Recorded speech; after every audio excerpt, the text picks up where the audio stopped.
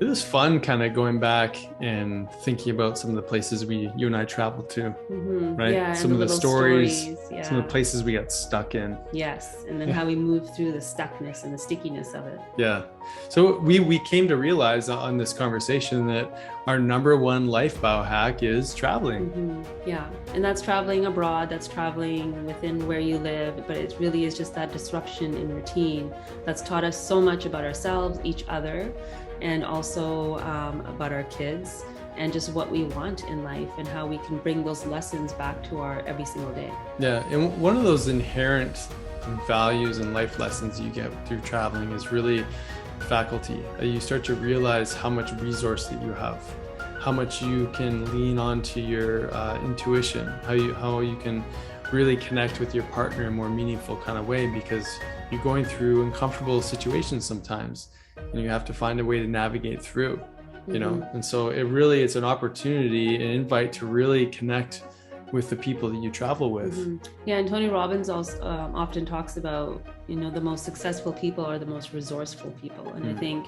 traveling teaches you how to be resourceful. And that's something that we're really hoping to instill in our kids. So on the podcast, we share about, we share some stories where we had to be resourceful and the outcomes that came from that. And also just some of the tips that we recommend when you're traveling, when it comes to your gut health, sleep, all the various things that you might be challenged with when you're not at home.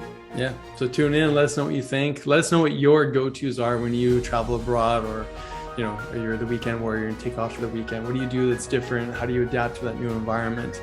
We'd love to hear how it goes for you too. Well, thanks for tuning into the podcast. As you know, we talked a little bit about some of the things that we take with us to help adapt to the environment. And we talked about why that's so important. And, when you're trying new foods out, you never know how it's going to land in the GI system, right? Yeah, I mean, it can manifest in so many different ways, whether it's bloating or especially when you're traveling, it could be constipation, it could be diarrhea. For our oldest son, it could be eczema. So there's often a challenge when you're stepping into this new environment with new bacteria, new food, and your body just needs, a little bit of help to adapt. Yeah. And for so many of us, because of chronic stress in life, and maybe we're eating our food too fast, or we're getting depleted because we're not sleeping well at night, or we're not getting the minerals in that we need, or hydrochloric acid starts to drop in the GI tract because of that chronic state of stress, or maybe we're on acid blockers because our digestion is causing GERD and reflux and all sorts of things. So what's the core thing that we like to do? Like to add in enzymes. So BioOptimizers makes an amazing product called Masszymes. They have such high potency of these enzymes. It really helps you assimilate the food that you're consuming. And I personally like to take it between meals, along with meals. And I'll take a little bit more when I'm having a meal that's a little bit bigger, and definitely what's a little bit different than what I usually, consume for what my palate is used to. Yeah, and I've always have not been a fan of enzymes because I think it's a Band-Aid approach, but noticing the difference when I started using these, especially when I was traveling, it really helped me understand that, the body just needs some support sometimes, and there's nothing wrong with asking for help. Yeah. So this is definitely one of our travel go-tos when you're eating new foods, trying out new things, or just, you're in your daily routine and things feel a little funky in the GI tract, the gas, the bloating, the loose stools, the constipation, the eczemas, the other things that are showing up post-digestion. You may need a little extra help. And so if you want to try these out, go to www.biooptimizers.com. You can use code DRNICK, Dr. Nick, at checkout, and you get some discounts there. So enjoy. Hello again, everybody. Welcome back to another episode of Health Ignited with Dr. Sonya, Jensen, and myself. What's happening today? We recently came back from a trip. Yes. So we're going to talk about all the travel essentials. So tips for you, tools that you can take with you, things that we observed and noticed about ourselves and our family when it comes to food, and just our regular routines and patterns, and the difference there is between what we do here and what we do somewhere else, and how that may impact our bodies or not. Yeah. So Sonya and I, as we were falling in love with each other, in fact, we were exploring the world, and so Sonya and I really discovered more about each other through our travel. And travel became such a big part of our life. And in fact, we originally, before we opened up our practice, we thought we had a plan, or we had a business, or not business, but a position opportunity to work in Costa Rica. So we really didn't have our legs on the ground here in North America. We were really like fell in love with travel. It was a huge part of our life. Yeah, for me personally, I won't speak for you, but I think exploring is just something that lights my soul on fire. And it helps me rediscover things about myself when I observe different cultures or immerse myself in different environments. And I think it gave us time to create and build a solid foundation for life today as parents, as business owners, as doctors, and podcast, all the things that we're doing. I think it gave us time to really reflect on like what's important to us and our values, and also just it gave us this experience of being rather than doing all the time, and how much that being can actually invite more freedom and creativity and just Dreaming. Space to dream, and how important that is, that we step into that space often, because it can feel we can feel stuck when we're doing our everyday routines. Yeah, it's a disruptor, right? Yeah, just like biohacking. We think it's like, for me, it's like the number one biohack. Biohack for life. Biohack for is life. To travel. Yes. So when we first got a chance to find one another in our life, after naturopathic school, we actually went to go teach English in Taiwan for 14 months, and had an amazing experience living in a culture that was so different than our own. I'd been traveling before. Sonya had been traveling before, different countries. I'd been to Southeast Asia. She had not, right, at that point in time. Yeah, I guess India, I don't know if that counts. Singapore. That's South Asia. Yeah. Right. But anyways, different parts of the world. And so but we got a chance to create a life together for this first time sort of teaching English in Taiwan. That was amazing. And one of the most interesting things that I keep reflecting on, especially when we travel to different locations, is that what it's like being in a country where you don't understand the language. Yeah, we found, especially in Taiwan, not understanding anything, we felt like we were in bliss all the time, because we couldn't understand the daily traumas and dramas and scenarios that go on around us. And, after a little while, you start to kind of pick up on the tone and body language. And it was just such a beautiful culture to be immersed in. But we did recognize that we were able to really unplug from the daily things that maybe would bother us somewhere else. And I remember having that experience of going to Hong Kong for the first time. We were traveling again and hearing English everywhere. And we were like, oh my goodness, what is this noise? And we just felt like we were in such a meditative space all the time. And that created this capacity to look or hear beyond the noise. Like, I know I felt more deeply connected with myself and that creative part of me because of that. Yeah, definitely. And it was something, I mean, when we were there, we maybe learned a few words, but I don't know why, maybe it's just the time in our lives. I really didn't have a desire to really, I mean, maybe I wanted to, but I realistically looked at our timeline and recognized that I probably wouldn't be learning this language. Oh, I would have loved to. But I mean, I would have loved to too, but yeah. I mean, for whatever reason, we didn't put our energy there, but we did put our energy into learning Kung Fu. Not that we learned all you need to know about Kung Fu, but we did it for about 6 months and fell in love with that, made some amazing friends. And then we went on to travel to the Philippines, and then Thailand, and Cambodia, then Thailand, and then on to India. Yeah.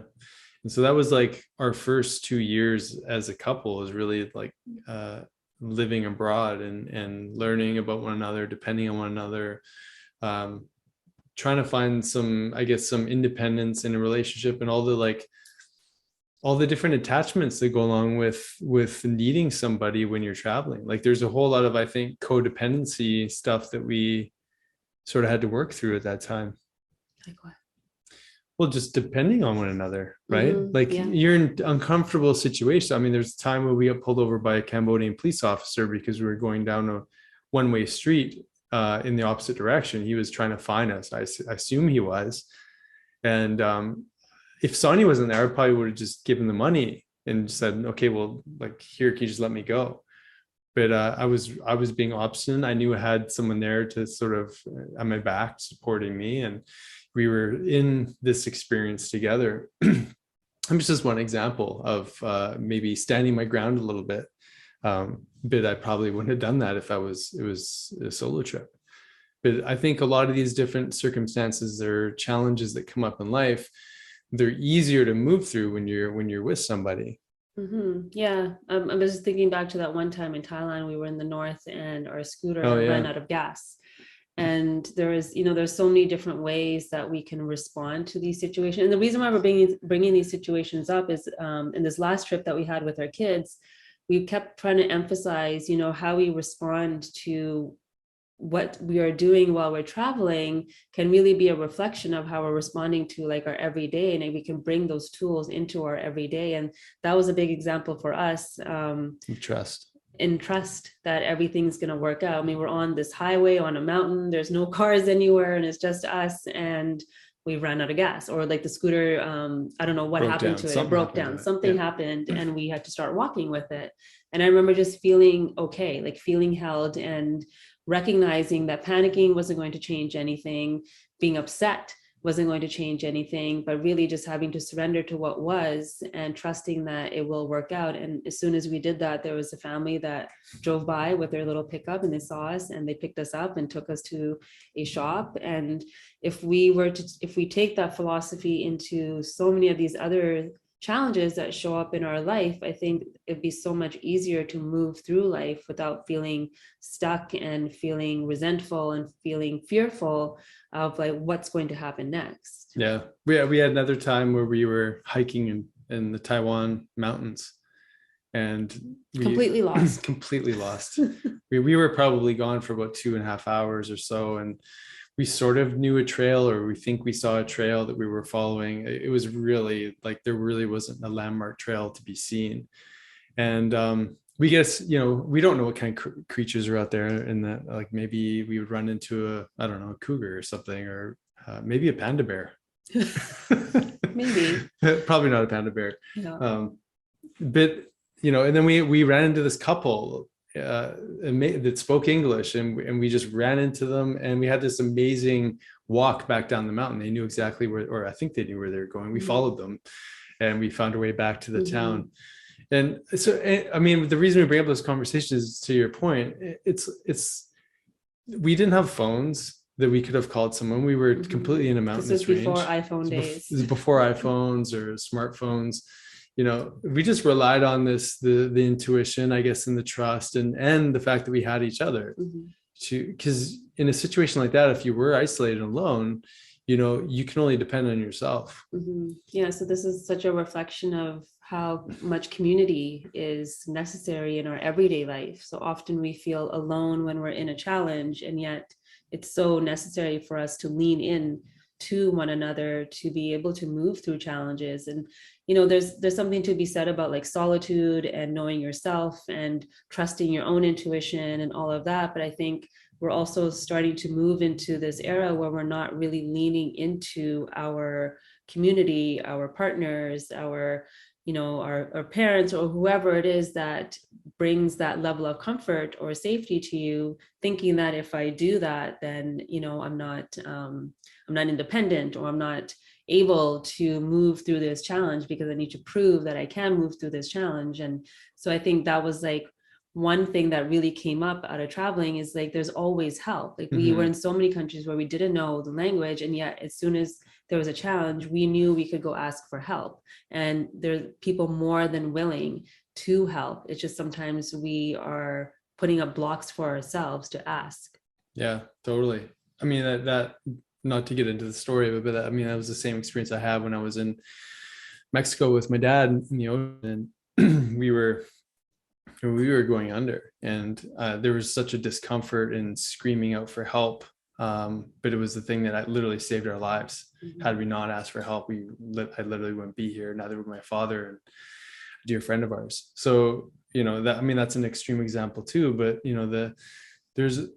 there's something to be said about, you can't maybe you can have those experiences in your day-to-day life, but you're probably just doing the things you do every day. And that's why, biohacking or travel can be such an amazing biohack for your life, because it's putting you in new circumstances, which are going to challenge you in new way. You may not be able to lean on to your language skills because you might be in a different country where you can't articulate what it is that you need in the same kind of way. And there has to be a little bit more emphasis on trusting your intuition. Like when Sonya and I were sort of lost in the mountains, we were constantly giving feedback to one another around which way we should go. And we eventually ran into this couple that we didn't see anyone else walking on this trail. Like there's literally no one out there. There wasn't even a marker for our trail. We just assumed we'll just create our own. That's what we did. But I wanted to bring up another example just in this last trip to Spain with our boys and being able to teach them about asking for help. So we were in, I always say this, Cordoba. And I had this moment, this feeling of like, I wonder when we go back to the car, I wonder if it's going to be there. I think it's towed. And we got there and it was gone. And there was like panic, right? I definitely snapped. You did pretty good. I did pretty good, but there was a moment where I was trying to like figure out where to call, and I did snap at Kyan and then apologized after. But there was this panic in like Soren, our youngest one's eyes. I was like, oh my goodness, they took mostly because his phone in quotation marks was in there, and so I think he was worried more than that. He was worried about the things plus the fact that like, where is this car? Like, how are we going to get back to our house that we're staying at? And I think it was almost deeper than that. It was like, why would someone take our car? Yeah, it was almost like theft. Yeah, that's what it felt like to them. Yeah. Like, how could somebody do that? Like, why would they do that? Even though we parked where we weren't supposed to. But before all of that had happened, we had gone to a cafe where the woman there did speak a little bit of English, and we had like, a good conversation with her. And instantly Nick was like, let's go back there.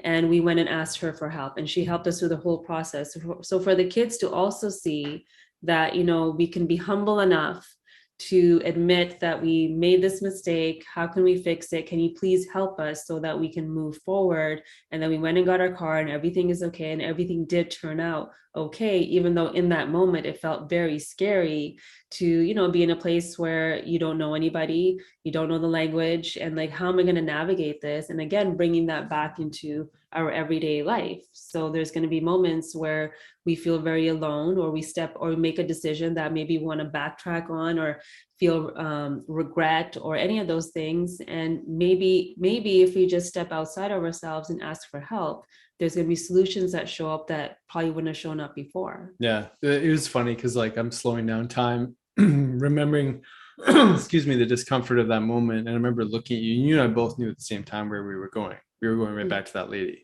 Like there was no question. Like, it's just interesting. Like, and I think it's probably from all those times before, like, how do we communicate with each other to not show that we're, concerned and we don't want our kids to feel any more, discomfort than they're feeling right now? How do we just sort of communicate with each other and just make a really firm decision to like support the group? And then you were great because you kept talking to the kids the whole way there, like, hey, everything's fine, we're gonna talk to the lady, she's gonna help us get the car. And then we were in the taxi, and the taxi gave us a ride to the compound, and we paid the parking fees and whatever. And the challenge in that moment too is to come away from the experience without distaste in our mouth, because there was something about that place that it just wasn't meeting expectations, which maybe like we kept hearing like how amazing this place was. We saw little glimpses of it, but there was the kids weren't really. We were tired. It was a day where we should not have gone on an adventure, and everybody was just tired. So I think we had to go there to have this lesson show up for our kids. I really think this was this is why we made a rule for our family as soon as we started having kids, that we need to take them somewhere different every year so that they do experience different cultures and see that the world is actually quite big and yet so small. And that how we can relate to other humans that are from different places and different cultures with different backgrounds and habits and all the things, and yet there's this commonality that we have as humans. And so that's why we go, and for them to see this challenge show up, because everything else was easy. So it's almost like it was a blessing that that happened, as annoying as things like that can be, so that they got that lesson. Yeah. They're going to remember it forever. Totally. Yeah. And that's just one story of many. And that was a frustrating one for sure. But I was going to say, like, the challenge for me was to not let a feeling of distaste for the city as a result of the changes, or flavor my opinion of the city as a result of the experience, because in each of these places we got a chance to see, like, all of it is just little microcosms of the whole. But it was really like, what kind of experience did we have in that place, and what are the lessons that we learned? So there are many different things like that. But so traveling really is a disruptor for your everyday life, especially when you go into places where you don't understand the language. It's like, it looks different. I mean, obviously in Europe, there's so much historical beauty there. It's hard to put to words. I mean, the weather's amazing. The sun, like, it just looked like every picture was like something that somebody painted. It was so gorgeous. And so the beauty of seeing and being a part of history, or like immersing yourself in that vibration of people who have constructed beautiful things centuries ago. Unbelievable. Yeah. And on that disruption topic, it's like, not only do we disrupt what our daily routines are, but we're disrupting what we're eating, how we're sleeping, how we're connecting. Like, all these things are being disrupted. And the reason why we wanted to talk about this topic today is, how do we bring in flexibility in our lives when it comes to our health program, or the way we're eating, or the diet that we're stepping into? Because often there's rules around all of that. Rigidity. There's rigidity if we're going into keto, if we fast a certain way. And we talk a lot about variation. So this is the beautiful thing about traveling. It forces you into variation. And there's this moment where your body's like, I was doing so well, and now after a 10-hour flight, I'm really disrupted. So how do I get myself back on track, and then also enjoy all the new flavors and everything that we're experiencing? So we want to share with you guys some of the things that we do, and also just insights in like mindset shift around food and habits and routines, so that when you step out of a routine, even if it's just for a weekend, you can release some of the guilt that can show up with the rigidity of being on a plan. Yeah, totally. Well, let's jump to that. So, what are some of the circumstances, we talked about them this morning, but what are some of the circumstances that, so let's take the typical person. You every time you eat gluten or bread, you feel bloated, you feel lethargic, you don't sleep well, digestion's off, mood's off, skin breaks out. The typical things that maybe when you're eating a certain diet, when you're in your routine at home, something's not working right, a food sensitivity flare, whatever it is, and then you have to adjust your diet accordingly.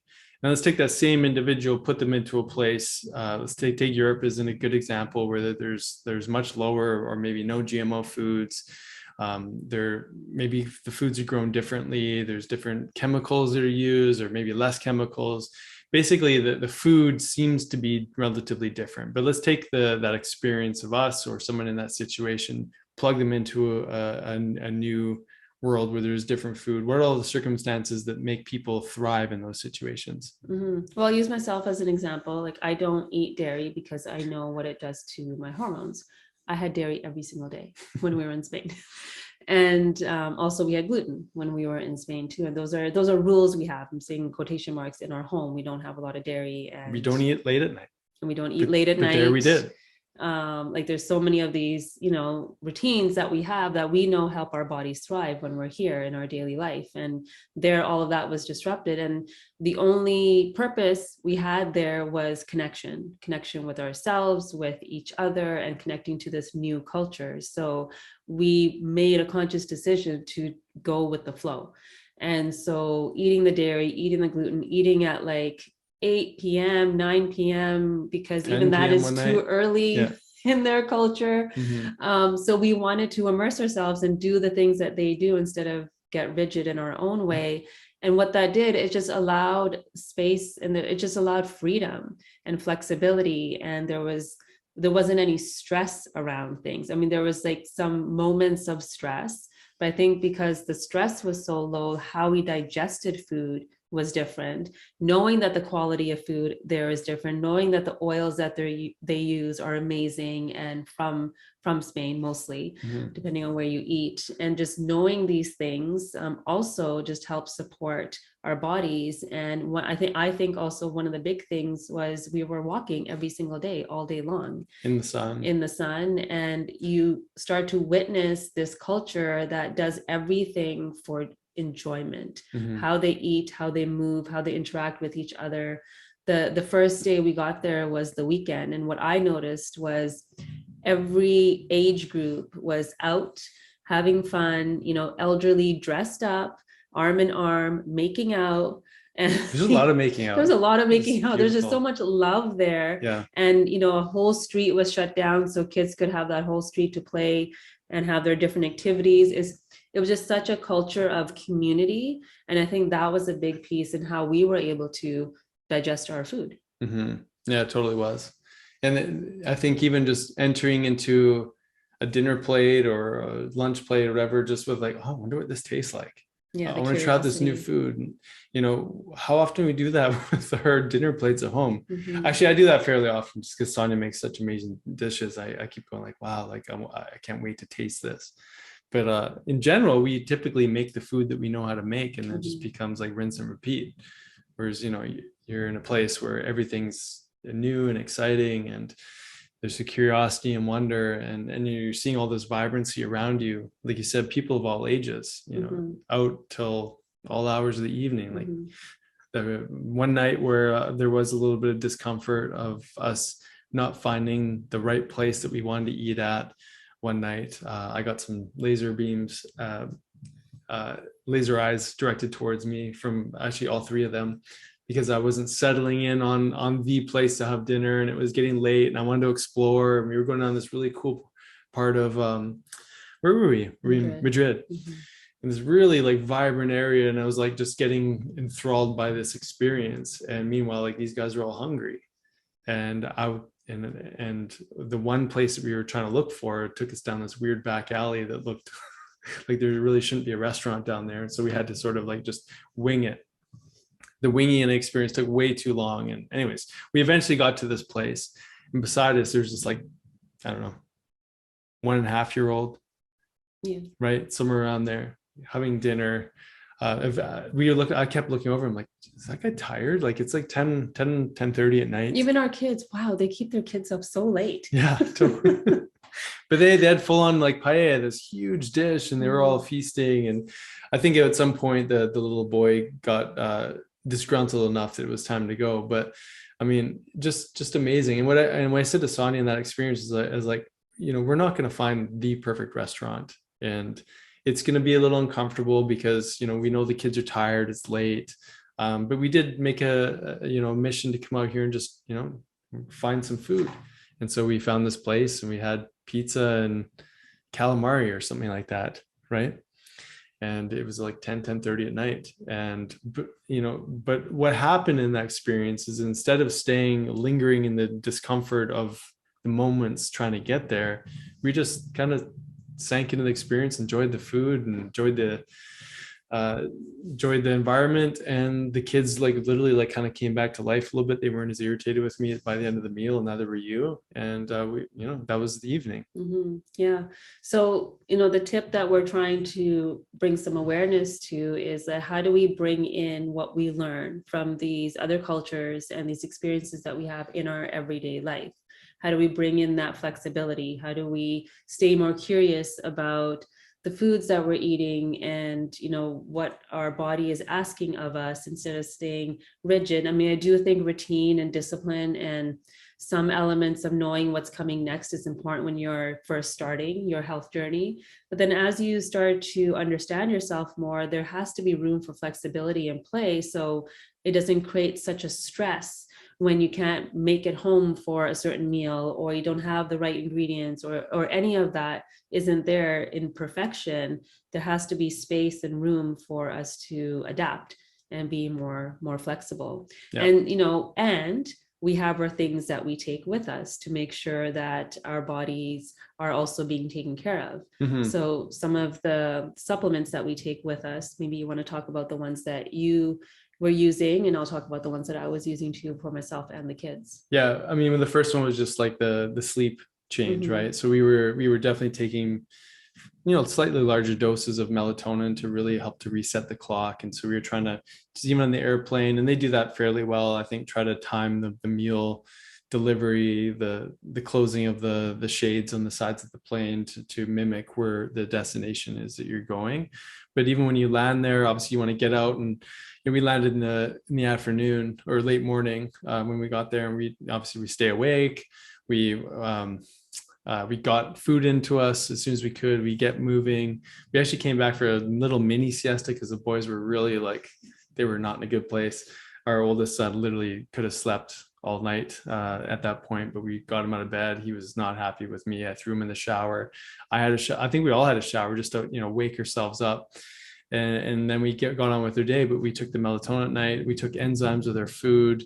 We took some GI Replenish to help with the gut microbiome, just with the adaptation to the new food meals. And it was really about how do we just adapt and acclimatize to the new environment through the light, through the food, to getting outside, breathing in the air, getting exposed to the light, and all of that. Yeah. So I was looking at systems. Okay, what system is going to need support while I'm away? Number one, gut is always going to need support. And then I also looked at immune, just with the climate that we're in these last couple of years, and just observing our kids. They've been sick this year. It's just, I think most kids have been, just because of the changes that we went through last year with all the excessive cleaning and all the things. So I knew I wanted to take things to support the immune system too. And then from past experience with our oldest son, when we were in Italy, we knew he had got eczema from the excess in dairy and gluten and some of the things that he normally doesn't eat. So I made sure that I took some salves and some vitamins and enzymes and the gut stuff to help support him.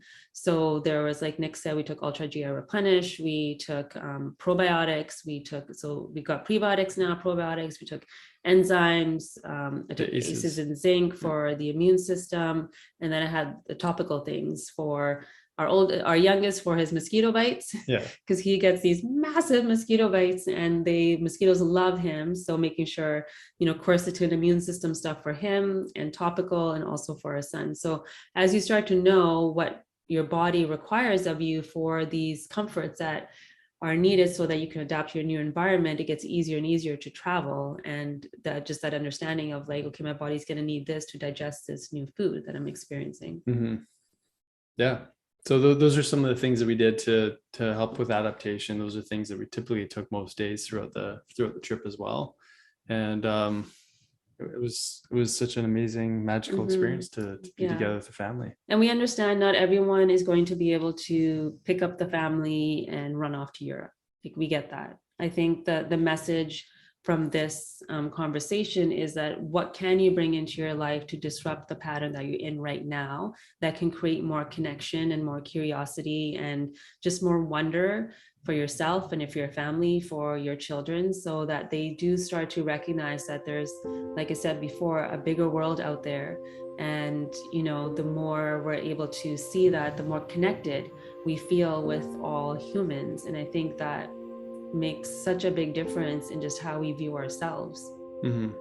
Definitely. All right. So that's the number one life biohack, is to get uncomfortable. Yes. And see different parts of the world. Yes. And the solution to that is the trusting. Yes. Yeah. Love it.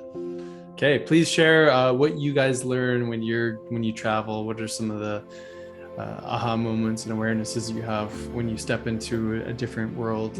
Or maybe your favorite travel spots that we don't know about that we need to go see. Yes. Yeah, that works too. All right. Take care.